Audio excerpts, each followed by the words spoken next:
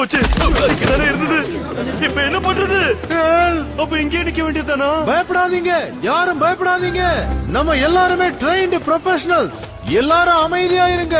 நாம இந்த இலைய சுத்தி போறோம். சுத்திக்கிட்டு போகணுமா?